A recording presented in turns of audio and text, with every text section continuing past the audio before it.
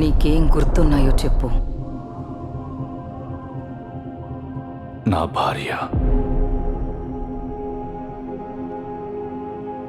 నా కొడుకు. తర్వాత ఏంటి? యుద్ధంలో మేం గెలిచాం.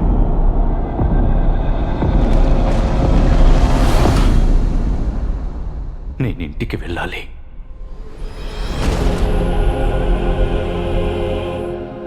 ఒక యజమాని కోసం ఎదురు చూస్తున్న ఇల్లిదే. నువ్వు నన్ను ఎంచుకుంటే బాగుంటుంది.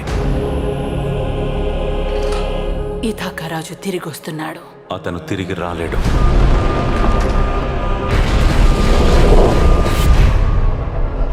ఆయన ఏం చేస్తాడు? ఆలోచించి ఇంట్లో అడుగుపెట్టాక ఇంతమంది ప్రేమికుల్ని ఇక్కడ చూశాడంటే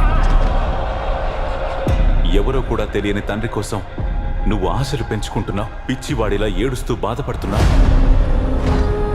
నీ కొడుకుని, నీ భార్యని ఎవరు చూసుకుంటున్నారు? నువ్వు చూస్తున్నావా? మా నాన్న ఇంటికి వస్తున్నాడు. ప్రతీకారం కోసం వస్తున్నాడా?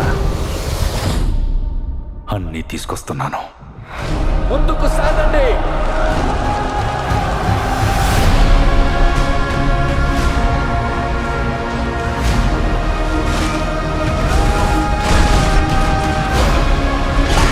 వాడి మనుషులందరూ కూడా చావాలి. ఇప్పటికీ వాళ్ళని కాపాడగలను. నీ తలరాతను నువ్వే మార్చుకోగలిగే వ్యక్తివి, కానీ నువ్వు దీన్ని మాత్రం మార్చలేవు. ఆ ప్రపంచం అంతమైంది. నాకు నా ఇంటికి మధ్య ఎవరో నిలవలేరు. చివరిగా దేవుడితో సహా. ముందుకు వెళ్తూనే ఉండండి.